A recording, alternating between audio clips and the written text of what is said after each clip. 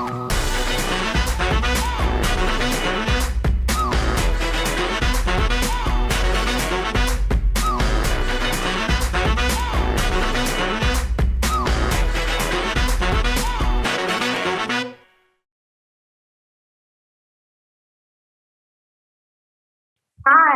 welcome to Content Camp. I am Lauren Mylan, your host, and I'm so excited to be here with incredible women to talk about content, community, and commerce. We know that content is on the rise and that content to many is queen, but it takes strategy. It requires a dedicated, interested, sticky community who wants to hear from the voices that they follow and their opinions, the sources that they go to, the things that they do, and the places that they shop. We know that this is what is driving forward the opportunity to actually even carve out a space and a lane for creators to actually have these opportunities to monetize. We have incredible women with us today who have built brands of their own from all areas of the world. We know that the digital landscape is collapsing space and time and allowing those with platforms and messages that resonate with their audiences to, yes, build that community, but to also build brands that make them a big business. With that, I'm so excited to be able to have these incredible women with us today. And I want to kick it off and ask each of them to just quickly introduce themselves before we dive into this content around how they have done what they're doing. And we are now in a place in time where so many of us are looking at these TikToks and Instagrams and things on Facebook, Snapchat, all over the interwebs and social media and saying, how about me? How can I do it too? And these women have put in work, strategy, energy, and effort to make it happen. I'm going to kick it off with you, Hyatt. Can you please introduce yourself to the audience? Tell us where you are joining us from and how you have been able to create your company, what that is. Just kick it off with that. And I'm so excited to dive in and ask all of you the juicy questions about how you've created your online empires. Awesome. Thank you. My name is Hyatt Rita. I'm originally from Ghana, but I'm based in Chicago. And so I wear many hats. In my 9 to 5, I'm actually a creative strategist at Instagram. But my other hats, I'm a children's book author, I'm a lifestyle influencer, and I also have a luxury candle brand.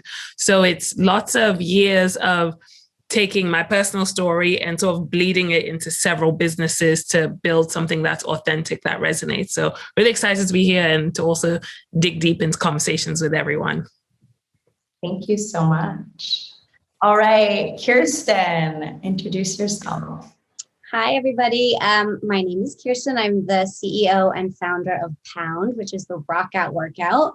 So it is a cardio jam session inspired by drumming where you get to release your inner rock star, which to us is just the best version of yourself. We celebrated our 10-year anniversary this year. We have over 20,000 instructors teaching around the world in over 100 countries. We have an on-demand platform called Backstage, which we launched right before the pandemic hit. And a subscription model that helps support our instructors teach and our community grow. And we started everything on Instagram. I love it. I love it. Let's see, Natasha, tell us about your company and what you've been able to build online. Well, thank you for having me today, ladies. It's such an honor to be in the presence of so many other amazing entrepreneurs, especially female ones. I am the co-founder of the Pilates class with my business partner, Jackie Kingswell, and we launched the brand a really short 9 months ago. But I am also the co-founder of Monday Swimwear and a Bikini a Day and a couple of other brands that I work on the side. And basically, I just have always wanted to launch brands that ignite a confidence in women, that make them feel comfortable within their own skin, and that adds something to their lives every single day, and just lifts them up to inspire other women as well. And that's sort of kind of what I've shaped all of my brands and the concepts around. And it's worked so well because, you know, we've needed that. And it's been something over the last 10 years that has been on the uprising, and it's really coming to the forefront now, this entire movement. And it's been such an amazing journey to be a part of, getting to this place where we are now. And it's so exciting to think where it's going in the future. And, having my businesses connected to that is such an amazing and inspiring thing for me. And it's honestly a priceless thing to be a part of every single day of my life. So I'm thankful for that. I love that. Thank you. I think as a 3-time entrepreneur myself, I've always loved building my own business, but I think this is such an incredible time that we're in, where we can build our own businesses and really have our own platforms at the same time. It's powerful in a space that we have not been in for a very long time. So Jackie, especially as you all are partners in some of these projects, come on in and introduce yourself. Hi, everybody. I am Jackie Kingswell. I'm so excited to be here today.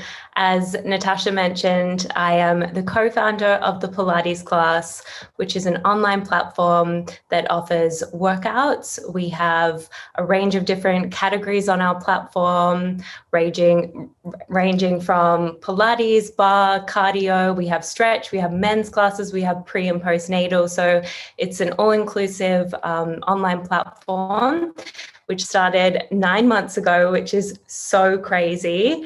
It was actually born in COVID, and Natasha and I met up and we created this incredible brand, which just has the most amazing community. And yeah, I'm just really grateful for the company. We have a team of 7 women, which is just crazy. It blows my mind. And just working with them every single day on a day-to-day basis just makes my life so fulfilled. And yeah, I'm just so happy to be here. So thank you.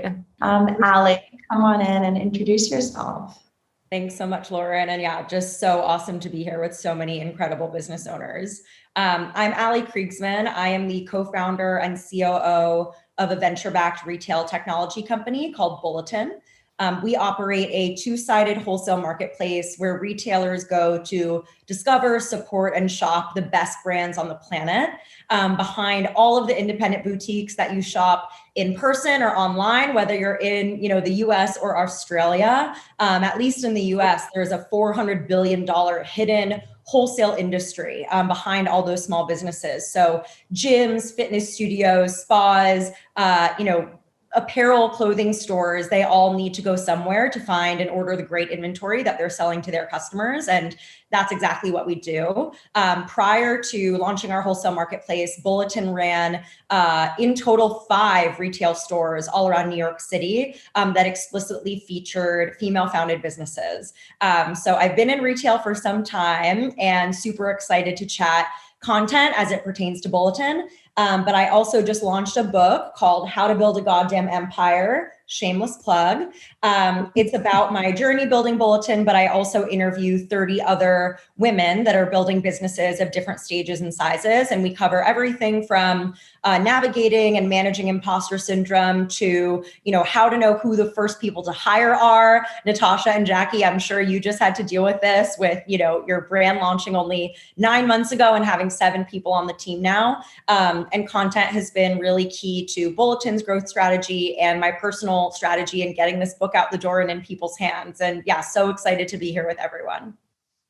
That's so funny, by the way, Ali, because I have my 7-year-old best-selling book that happens to be right here next to me. The Path Redefined. I mean, this is Lauren 7 years ago, so be easy on me, folks. But look amazing. There's nothing to be easy on.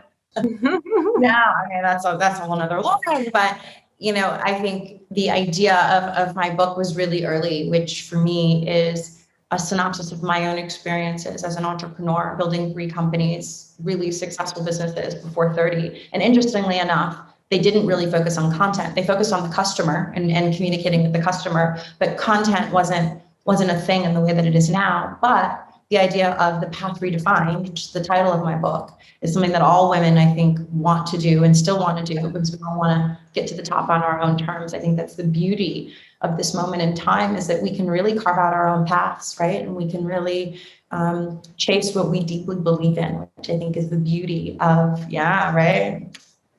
All right.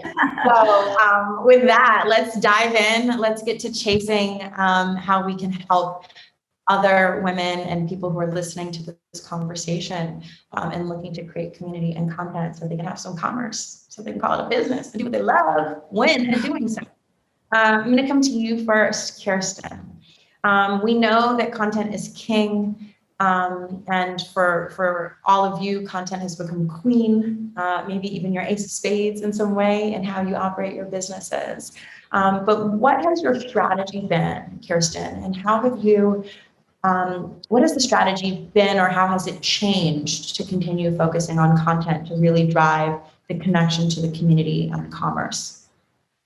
Yeah, that's a great question. And I think, like I said before, it's our 10th year. So just looking back, I think the media and the way that we consume information and find companies has changed so much in just my lifetime. And there's so much being thrown at us constantly. And I believe as humans, we really seek out companies or people who resonate with us. And we don't want to be talked at, right? We want to be a part of the conversation. And when you're able to carve out a niche that truly resonates with people, they will find you and they will talk about you. And, someone can see an ad and make an impulse purchase, but there's much less personal investment and attachment to it. So I think when you break it all down, good companies and brands are about culture. You can have a product or a name or a service, but what creates culture is content. And the communication around it is what creates your community, right? Which gives your brand, your company longevity and purpose. And when we look at how Pound, our business, has really grown over the 10 years, yes, it's a badass, very effective concert-like workout. But the comment that I get the most that I love is it's so much more than a workout. And that's what good content does. So it's because of that and the content that we've put out there over the course of the last 10 years, but also the content that we haven't put out there, which I can speak to if you'd like. But personally for us, to speak to what's kind of changed and what's evolved in my understanding of it throughout the years is not just content, not just what you put out, but context. The value that you bring to your community. You can plug things away, you can build a beautiful calendar, but if it doesn't bring value to your community or their lifestyle, then it's going to fall flat. And we oftentimes sit in a room and we take a big pause. Pause was our big word for the last year. And, specifically in 2020 with COVID, we had to stop a lot and say, wait a second, what does our community actually need right now? Mental health, people aren't moving as much, people are sad, people are going through very traumatic times. What do they actually need? So bringing context and value to them is hugely important to our strategy. So content is vital because it creates community, it creates engagement, it helps your bottom line, but context is really what I think is key and what creates loyalty and connection and resonates with people and makes them feel like they're a part of your brand, your company. I love that. Thank you, Kirsten. You mentioned something I wanna come back to, so I'm gonna leave you with this and give you some time. But you mentioned that content is culture, and then you put the community around it. I always say that the content needs to be for the culture, whatever the culture is that you are going for. Is that? Yeah. Okay. So we're aligned there. Okay. Just making sure. I was going to say, what's your approach on the culture piece there then, but I'm glad we're aligned. Absolutely. Absolutely. Good. Amazing. It's always important, as we all know, to know who our audience is. I think that we're in a day and age where so many brands are hungry to try to have it all, even when they have a lot, that they are trying to be all things to all people. But we are seeing, and we've always known, but we are seeing the power in the niche, right? And so if you can drill down on your niche and get to know your market really, really, really well, that can be all you need. I've spent a lot of time in the investing space, and often you'll talk about like the pizza pie analogy, like who wants to have, the small piece of the pie that might be more valuable, or do you want the entire pizza pie that might not be as valuable in its entirety? And we see a lot of that, right? We see clout chasing and, kind of algorithm hunting and a lot of things that are going on, but making sure I think also, if I can comment on that as well, with every single market becoming so saturated in our day and age, I think that is really where the importance of honing in on what your brand is about is like coming to the forefront, because everything is so clouded with so many people trying to do so many things, and having a really tight brand and a tight concept and a really strong message these days is kind of what gets you heard. Whereas if you're trying to spread yourself too thin and talk about too many things at once, like it's not as strong and people don't resonate with it as much. So it's like, honestly, even just within the last year or two, I feel like there's this beauty in simplicity and reining it in and pulling back. And that is a talent in itself for business owners to be able to, like you said, Kirsten, pause and be like, wait a minute, you guys, like, let's not get too excited. How can we rein it in? And how can we make sure that everything we do aligns back to our message, whatever that is that we're trying to send? Yeah, I think it's also, Natasha, been a wonderful time for brand listening. I've been an award-winning marketer for 17 years. I don't think we've ever had such a listening opportunity as businesses, content creators, marketers, storytellers, where our communities were actually telling us for once exactly what they wanted and needed from us. And reflecting on what they want. We've all had the time to actually get down to what is it that we want as a human being, as an individual, as a person. And like, no one's ever paid as much attention probably as they have in the last year to what it is they really want. We're normally so busy traveling and doing things and working. And like, now we've gotten down to the bottom of like, as an individual, what is it that we feel that we genuinely want and need? Absolutely. And engagement, right? Engagement is really important there. Hire. Look, you are at Facebook and Instagram during the day. You've got your own content creator, business community, and empire outside of that, which is so impressive in and of itself. But you're also obviously, clearly at the pulse of what is happening on these platforms. And we know that engagement is always changing in terms of the algorithms, what gets served up to our audiences, when they see it, how they see it, what makes them see it. How do you approach engaging content? Like, what does that look like for you? Making content is one thing. Making engaging content that people really want to consume, they're hungry for, is a special skill that clearly you've got. So we need the deeds. And taking that a step further, there's that 80-20 rule that maybe 80% of your content should be focused on entertainment and content and just feel good. And then 20% of it should be focused on actually promoting your business and maybe selling a product or service. So I would love to just hear from you, Hyatt, on how are you approaching engaging content, right? Separate for our audience from the engagement itself, but like, how are we actually making engaging content that people are yearning for and excited to consume? And kind of how are you thinking about making that split between the areas that you focus on and the content that you do create? Yeah, so the strategist in me is going to go head on to break it down. And I always base everything in psychology. And there is a thing called the likeness effect, where people want to see somebody just like them. And then that's how they build trust. Once they feel that y'all are just like each other, you can convince them to do anything. How you build the likeness effect is you're not perfect. You put your vulnerabilities out there. So I have little tricks like on my feed, hair, makeup done, my stories, out of bed, hair messy. Those are the little things that tell people you're approachable, you're likable. I'll get on live. Sometimes I go off on people, or I'll give you behind the scenes. I will show from my stories, like my Instagram stories, that I'm a real person. So what that does, it actually builds my community. And then I can move them seamlessly onto my best work, which is my feed. So I think even when you think about Instagram, how you use the different products to help build engaging content. Think about it's like a house. The front of the room, the living room, the bedroom, you got to get people through all of them, and you're different people in each space. In your kitchen, you're a bit more welcoming.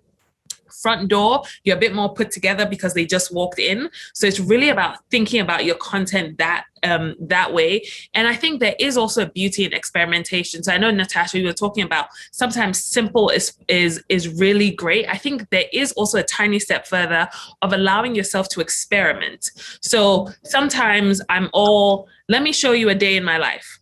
Sometimes let me give you inspirational quotes. And I think your audience then does not get bored, because there is a beauty and they should not always know what to expect from you. I'm one of those people who tells people not to have a niche, because you're a human first. And as a human, you're not just a niche. You go through things. So like my content has moved from building a brand. So when I was building my candle brand, I took people through the months of this is what it looks like. But in between, I was like, guys, I'm really just dancing on screen. And then some days I was like, I'm redecorating my house. And then some days I was like, I'm trying this crazy smoothie thing. And guys, I'm going to tell you all about it. There is beauty in that fluidity as well that builds engagement, because then you can build a robust audience.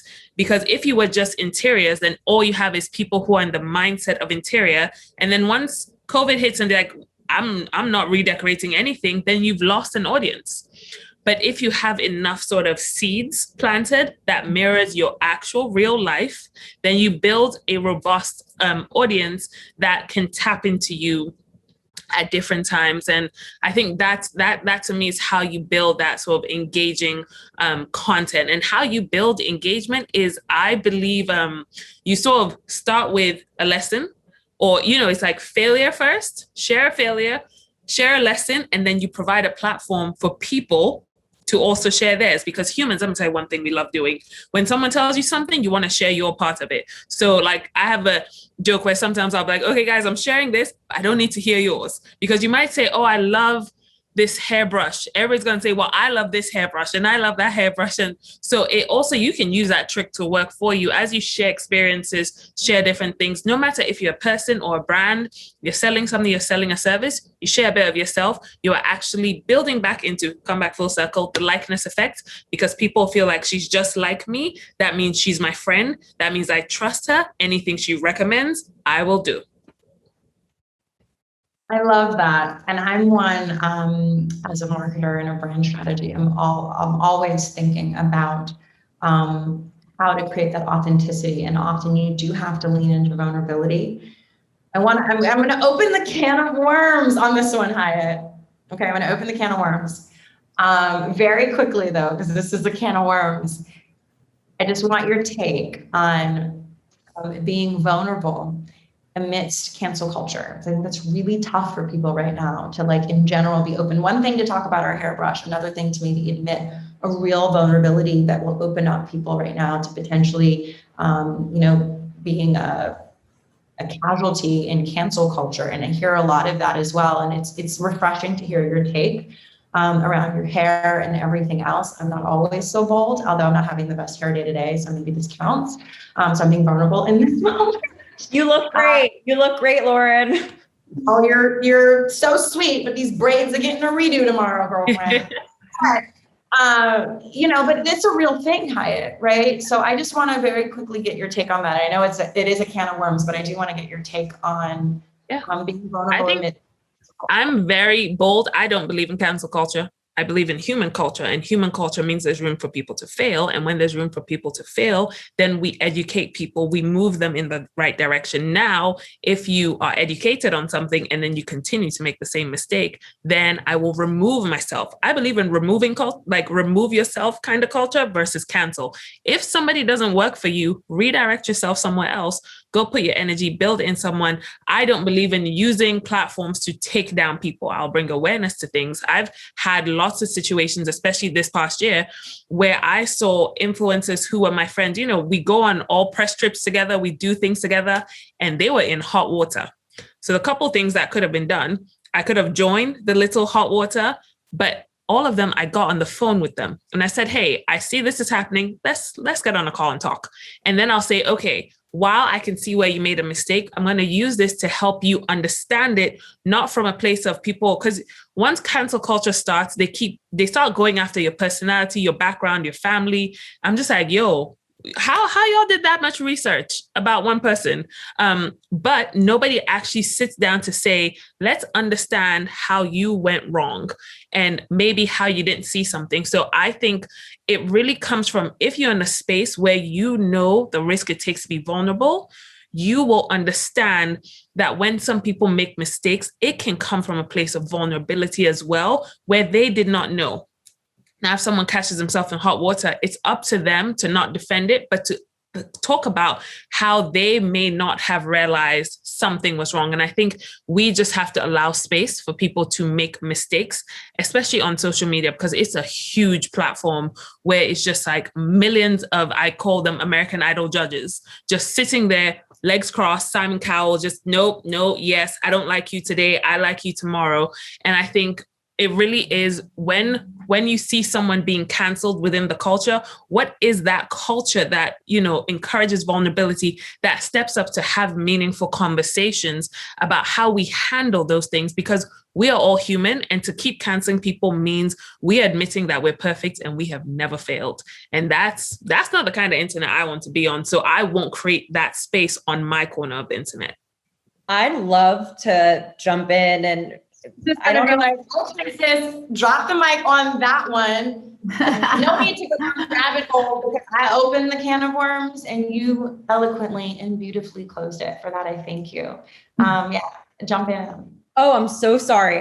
Everything that you just said is so perfectly phrased. Like the way that you just said that everyone on Instagram is like their own Simon Cowell, I thought was absolutely brilliant. But also your earlier answer about the way to think about diversifying your content strategy and kind of being a different person in different rooms of your house, I thought was also just so on point. I think what's interesting about cancel culture on social media is the incentive structure. Like Hyatt, I think it's so major that when those things came up, instead of kind of piling on the content and the screaming and the Instagram shouting, you place that call. I think that says so much, because I think that unfortunately, Instagram and a lot of these content platforms do incentivize the pile on.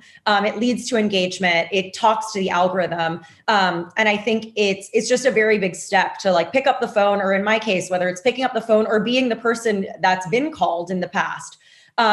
It's just, I think what's really a confounding variable is how Instagram and Facebook and these platforms play a role in cancel culture and what it's become.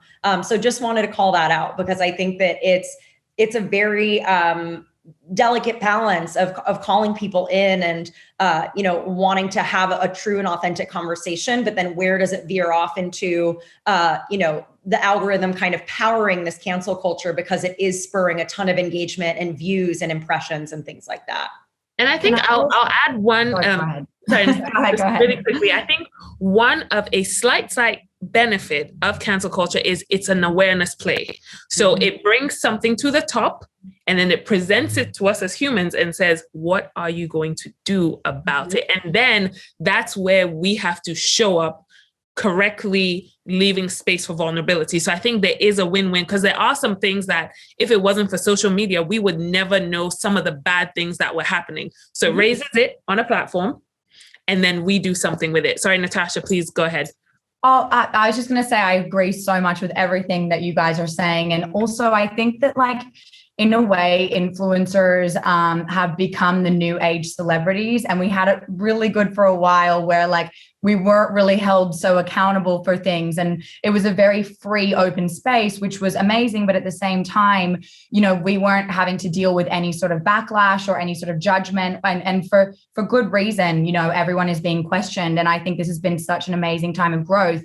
The only fault is that, as someone who runs multiple businesses, but I'm also a social media influencer, I don't actually have time to share everything that I do. And what's so interesting is that like, there's so much that I do, the conversations I have, the charities I support, the things that I do in my own time personally, that I literally do not have the time to share. And honestly, I don't always care to share everything that I do that I feel is a really positive, rewarding thing that is feeding back into supporting movements I believe in or charities I believe in. And what's hard about that is like, you find this moment of like, well, do I share all that to justify things? Do I not? And it really is a balance with a fine tune of like, I love those conversations with your friends where they do give you a call and say, let's talk about this. Let's open up the conversation. But I'm not going to put that call on my Instagram. I'm not going to put the debates I have with people in my life at a dinner table on my Instagram. And it's just so funny because it's not always a reality. And as much as you try to be vulnerable and you want to share your life,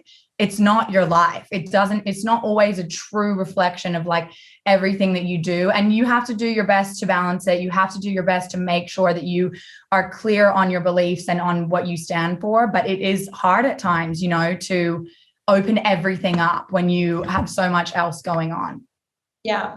Look, you're talking to a woman who has a husband, 2 children, 2 companies, and an investment portfolio of over 40 companies. And teams all around. So, managing house, home, homework, let alone my own social media, and then being an influencer in part myself, sometimes on the gram, sometimes across other social media channels, being Facebook and Instagram and others, and now also being called a LinkedIn influencer, which is requiring, a completely different muscle in a way that is still influential in terms of thought leadership and being dubbed an influencer, but that is less, the content is different, right? It might be less visual, there might be visual elements. It is really focused on that thought leadership. It is really, really hard to keep up. I think I'm going to put a pin in that because I have so many things I want to ask, and I have so many other questions that I also really want to tackle. But I knew that this conversation was going to also create an ongoing conversation that I'm really excited about, because I think also looking at how people as individuals have become creators and then been able to create their own businesses from that. Many of us, many of you, even listening, have probably started your influencer journey, not even realizing that that's exactly what you were doing, right? And it was probably organic for a lot of you. Even if you said, hey, I want to start my brand, I want to start this online company. It probably didn't come with the same written strategy that a big corporation or a clothing brand might make, because you are trying different things. But that doesn't mean that we don't have to be intentional. It certainly doesn't mean that we are not accountable. That is absolutely what 2020 has shown us, is that if you're online, if you have a presence, you're all accountable for what we say and what we do, in writing, in speech, in our behavior, all things. And so for you ladies, I don't know who else here has children, but you just wait until you have kids that are old enough to be on social media like mine, because then they too are an extension of your brand. A whole different story. Buckle up, okay? Buckle up. I'm cute and I'm fine. I don't look that old. I'm not that old. I have a 15-year-old son and I have an 11-year-old daughter, and they too are on TikTok and the gram. And so that then becomes an extension of my brand too. So talk about keeping up with things. Oh my gosh. Oh, wow. That's a lot. Okay. But I hear you on that. It's hard, right? Like, I don't show that I cook dinner for my kids, but trust me, I do that too. So, Jackie, I'm coming to you, my dear. Engagement is important, yes, but for our content, consistency is key. No matter how often we're posting, I always say, just keep it consistent. This will be every day, every week, figure out what works for you, but stick to something that your community can know to expect from you. And people have been following you and your brand for years. They've been wanting to know what you're doing, where you're going, what you're building, what's next. And you have been consistent in doing so. So I would love to hear from you, Jackie, on what does consistency look like for you? How are you maintaining consistency? What's the strategy? And then separate from the strategy, what are the tools, right? Like, what are the reminders? Because every morning I get up and I really want to make a cute video of getting my coffee or my Nespresso, but it doesn't always work like that. So share your strategies and tools for content consistency with us. Well, I mean, the Pilates class is based off consistency. Like our workouts that I design, it's all about being consistent and getting on your mat. And for me personally, I have worked out and danced my whole life, and movement has been such an important part of my life. And that's what I share on the Pilates class and offer to our members. And I think the main thing about it is when you love something, it's quite easy to be consistent. And I mean, sure, there are days where I will wake up and I don't want to be so present on social media, or, even getting on my mat feels a little harder, but I really do love and enjoy everything that I do. And so I think when you really do love what you do, it does make it easier. And so that is basically what our platform is based around, consistency. And I think that above all has been the number one feedback from our members on our platform is it's never about as a workout platform, members coming and saying, oh my gosh, my body is just absolutely amazing and my abs are popping and my booty's looking good. It's always a mental aspect first and then the physical. And that's exactly what I want everybody to experience. And that's what is happening now. So there's definitely been this change, especially over the past year, that people are really finding what do they love and why do they want to do the things that they do? Does it actually make you happy? And I think that is the key to consistency. Yeah, no, I agree. And for me, my workouts are just that is where I get my confidence from. So if I go more than 3 days without a workout, you'll tell. Yeah. in my attitude, I will have attitude if I don't get my sweat on. And then we're also sorry, go ahead. I was just going to say you show up for yourself, but then also not just for you, but for others, for your children, for your partner, for your co-workers, all of the people around you. Absolutely.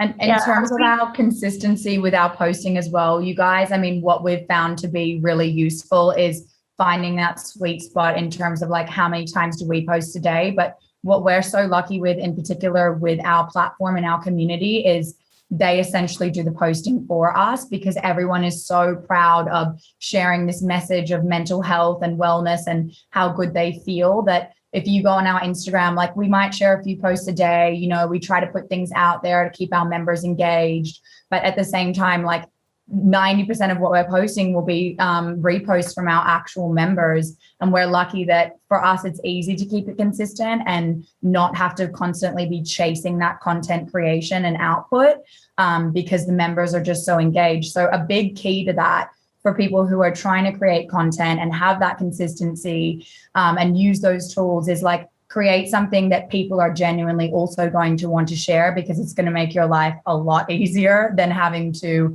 constantly put that content out yourself, which is also fine. But it's obviously ideal when everyone else is so engaged and putting the content out pretty much for you. Yeah, and that's a great segue for a question that I actually was coming to you with anyway, Natasha, around metrics and data, right? So again, we've talked a bit about the algorithms, but we're all looking at the data, the analytics, the insights, right? What is that telling us? What is it indicative of? And I would love to hear from you, what is the strategy that you're employing for listening to the data versus listening to your gut instinct? I think that's a really important question that I haven't really thought about the way we do it, but we really do have a strategy in how we track those metrics and what we do. And Hyatt, it even goes back to you saying, experiment and do things differently. And, when it comes to your brand, I do think you have to have a very strong foundation, which is what I was referring to of reining in, making sure that everything you do feeds back into your messaging and what you believe in as a brand.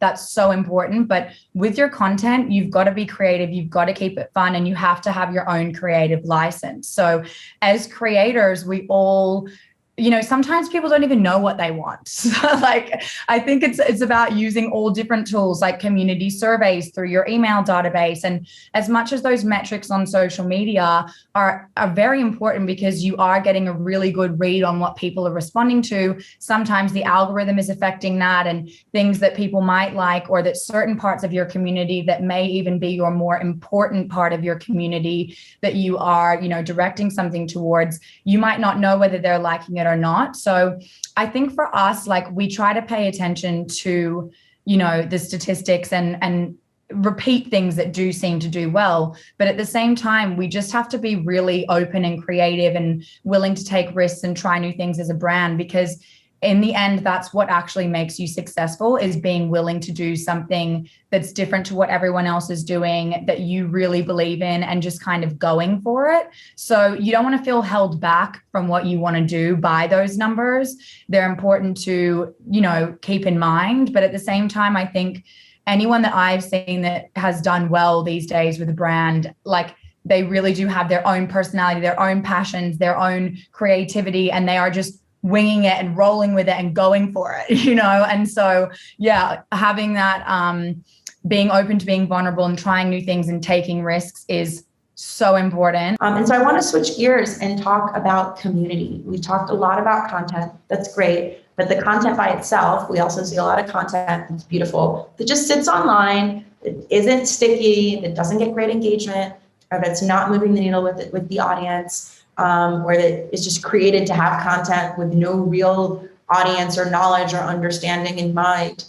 So Kirsten, especially for you, you've created a community, and we are now in the pay-to-play world, right? Where so many people are at the race for acquiring a customer or a user or someone in their audience. But there's also so many people that have wonderful ideas, great experiences to share with their brands and their platforms as creators who can't compete in this pay-to-play world. So I would love to hear from you how you've been able to grow and create and build, I'll call it a sticky community yourself, and some tips you think for how others who are listening in today might be able to grow their own community organically today.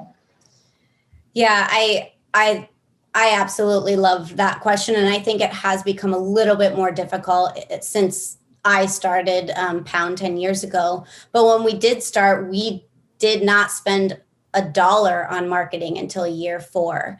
And we really believed that the only way that we could build a community and get them to rally behind our brand was to create authentic content that spoke not to their fitness goals, not to their, weight loss thoughts. It was, how do we speak to their soul? And that sounds very silly. But I think it speaks to something that Hyatt said earlier. It's our community literally looks like a million different people, gender, race, age. We have people taking class who are 5, who are 85, people who are teaching class who are 85 years old. And I strongly believe that's because we sent a vibe out at the beginning. We said, this is what we do and how we feel and how we approach life. And all of these people came out of the cracks and said, I feel that way too. We also didn't show before and after photos. We didn't talk about, use any body centric language, and people, whether they directly saw that or felt that, kind of started to follow us and love us for that. Allie, I'm going to pull you in. We talk about community, and then there's the engagement on the content, which is one thing we already covered, but then our communities need engagement too. They need and they deserve responses to their questions and their comments. They deserve to be acknowledged. And it's also a wonderful opportunity to grow our understanding, grow our knowledge base, and grow our communication channels. But it's a lot to keep up with. So how do you continue growing your community and making sure that everyone is still seen, heard, and responded to? That's such a great question. And I definitely want to answer in 2 parts. I'd love to answer from the bulletin perspective first, and then my kind of personal brand and the book and everything perspective second. So something I want to kind of hark back to, which we touched on a little bit earlier, is you don't need to be on every platform. It really depends on the type of business that you're running. If you are like Kirsten or you're Natasha and Jackie, we know that Instagram really works because of the visual aspect of it and the storytelling aspect to get customers to sign up for your digital class. And it's been your main storefront, obviously, or window during COVID. For Bulletin, though, we're a B2B commerce platform. Our customer is a retailer. It's not like a consumer. A lot of the retailers' mindset is similar to the consumers, where they use Instagram to do discovery, but retailers are using Bulletin and using Instagram at large to do brand discovery. And so for us at Bulletin, our Instagram strategy looks very different as a B2B company that serves businesses than it does for a B2C company or a D2C company that's serving consumers. So on the Bulletin side, it's all about elevating our community. We do brand spotlights, retailer spotlights. We answer every DM, every question we get. We get a lot of customer support tickets on Instagram if we're not getting back quickly enough over email. But we see Instagram as a landing page. So Bulletin uses Instagram to cold DM retailers, like literally emailing the account of the boutique on Instagram or the fitness studio and saying, hey, here's a first order promo. We think you'd be a great fit to order from Bulletin. And we know that when we send that DM, they're then going to our Instagram and seeing the other retailers that work with us and the other brands that we feature. So our content strategy on Instagram is getting more brand signups, retailer signups, and sales, and that's it. I don't need my brands to be sharing our story content unless it's going to get me more brand applications. I don't need to be doing crazy videos or producing crazy videos of our retailers if it's not going to get me more retailer signups. So I'm kind of tying a few things together here, but our metrics on Instagram as a business is getting more of this business customer to sign up and tracking that through UTM tagging and everything, and then seeing if Instagram played a journey in getting that retailer to place an order or a brand to create an account. So my customer engagement strategy on Instagram is way different. We're really not in like a super hot active space with our customers on Instagram because they have companies to run. They have businesses to run. They're not in the same consumer position of like calling you out, calling you in, asking questions, hyping up the content. So that's kind of the Bulletin and business pillar. When it comes to my own personal Instagram, which has seen rapid growth over the past few months, because I just started investing in it. It's really hard. I have so much respect for Lauren for having kids and Kirsten for having kids and running a business at the same time and juggling your family. I didn't have time to build out my personal Instagram, and I was just running a company and had a dog. So I started doubling down on it to support my book. And that's a completely different story. I'll get back everyone who DMs me. I get back to them within 24 hours. If they shared my content, I get back to them within 24 hours. I don't want to see it disappear. I want to send a personal, thoughtful thank you and start a dialogue. If another entrepreneur is asking me for a mentorship session or a conversation, I say yes. I set boundaries like Hyatt's, teaching us to do. And I say, I'm not free until May. I'm not free until June. But I know that my followers are coming to me for inspiration, empowerment, and education. And that can't just show up in my grid posts. It can't just show up in my stories. It has to show up in that one-on-one interaction in my inbox on Instagram, or I'm not doing my job. I want to just ask you really, really quick, because this is such a good question. Such a good question. So Jackie, super quick though.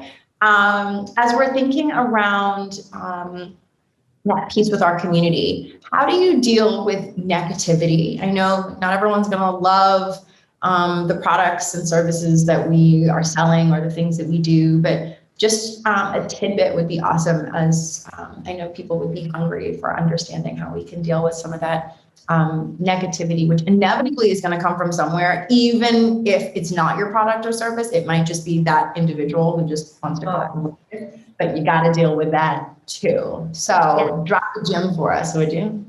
Well, I mean, as I said, we're 9 months old, and I honestly can say that our community so far has been so positive, and it almost sounds like a fake answer, but it is really the truth.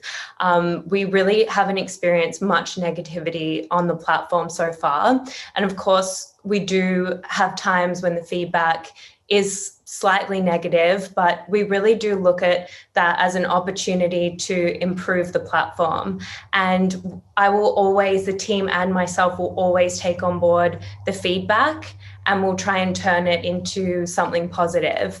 We're always listening to our customers, our members, and really seeing where they're coming from, taking on board what they're saying, and then trying to improve the platform, because at the end of the day, our whole platform is based around what our members want. And so that's how we continue to grow. So with negative feedback, I mean, it's going to come, everybody experiences it, but I mean, it's an ongoing learning thing, I guess, to, forget the negativity, remember the positive comments, but it's quite hard to do as humans. And it's definitely something I'm personally still learning.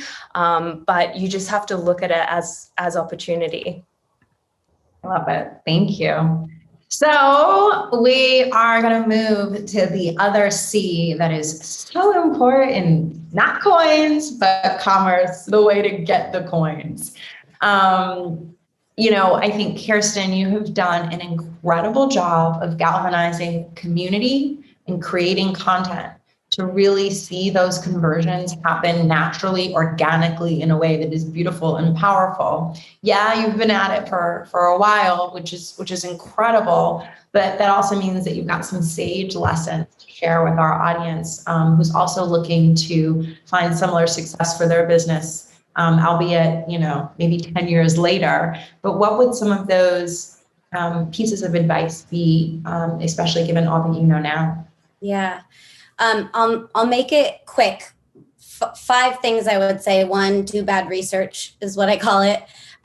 When you have an idea or a vision, day 1, you don't want to mess with that. It usually comes from your heart. It comes from the things that maybe you need or a problem that you see in the world. Put your blinders on. I believe in due diligence in any other area in life, but once you start looking at what everybody else is doing, I find that it can distract you from your original vision and the why behind what you started out to do. 2, set a foundation. I'm not a big believer in 5-year plans either, but think about the long play. We created a subscription model at Pound to make sure that we had structure behind our business, but also we were able to support our instructors as the years went on and they were able to support their communities. 3, build a team that mirrors what you want within your community and represents your core values. Listen, like we've talked about a ton.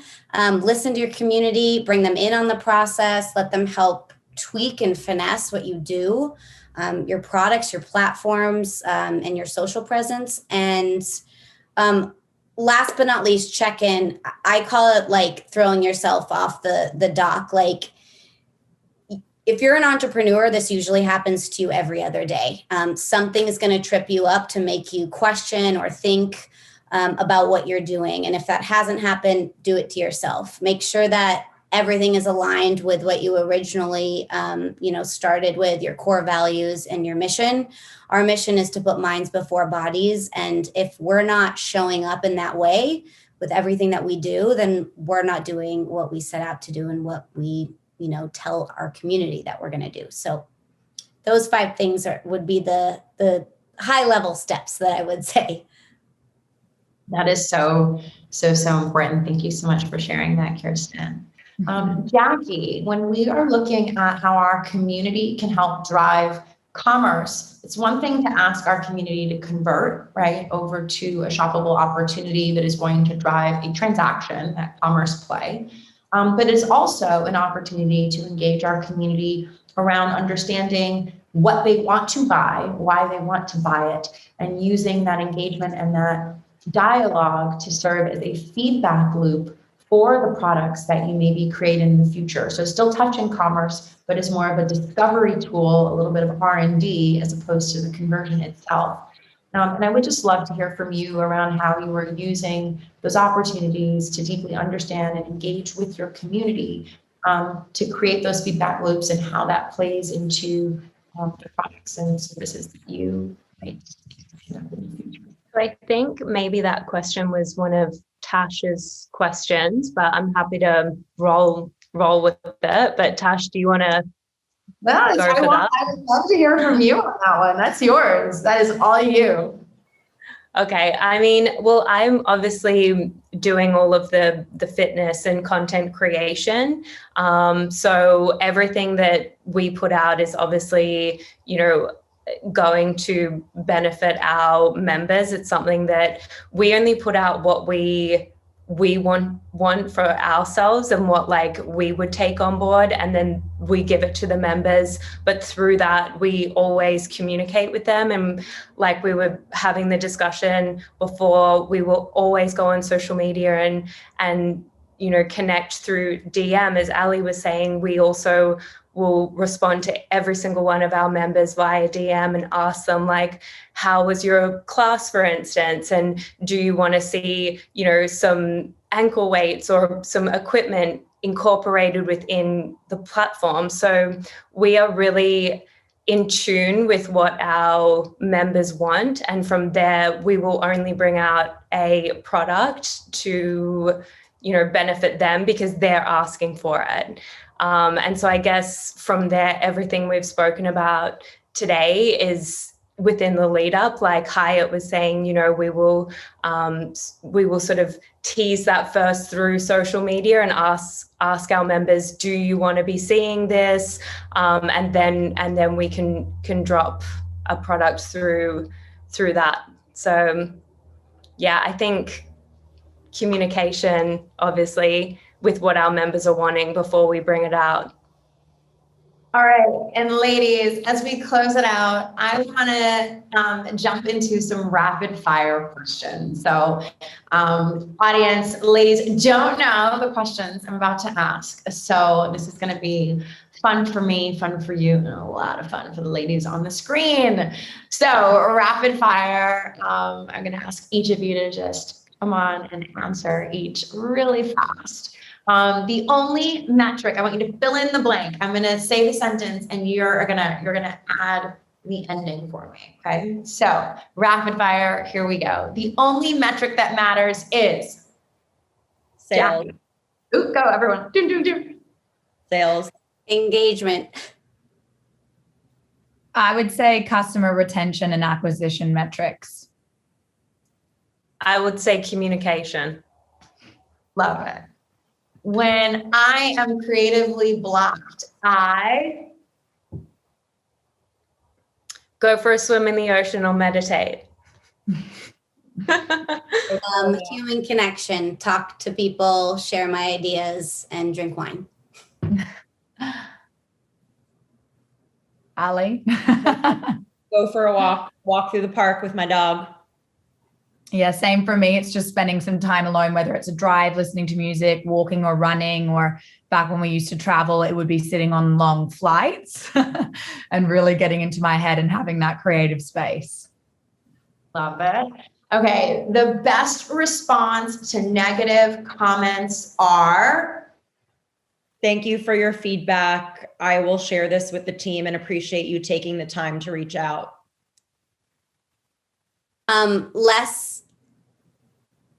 Empathy. I would just say empathy. I would say openness and kindness. I would just say the best response is a positive one. And your number one community building tip for our audience? Connection. Be yourself. You aren't going to build the right community if you're pretending to be someone else. I would say just making sure that you and your team are genuinely relating to your community and that they are a part of that community. And so it's much more genuine, that connection, and organic, the conversation, because they're actually a part of it and they are someone as a part of the community. I would say be rebellious and badass, because sometimes being exactly who you are is the most badass thing you could do. I love it. This has been such a joy, such a treat to be here at Create Cultivate's Content Camp with these rock star women for our panel on content, community, and commerce. This is our future. This is our new normal. And I think it is finally leveling the playing field, especially for women who want to build their own brand to do so. I hope that today's panel conversation was as valuable to you as it was to me. I know I learned a lot from all of you. I'm inspired by all of you, and I'm just so thrilled to be able to see even how we can take this conversation, this piece of content that we have here online together today, and maybe drive some conversions back on Instagram. So please find us, follow us. I'm at Lauren Mylan on social media everywhere. It has been an incredible honor to be able to chat with all of you. And again, thank you so much for your time, dropping the gems, and not being selfish with all that you know so that other women can help find success for themselves on social media too. Thanks so much again, and join us again soon. Thank you. Thank you so much.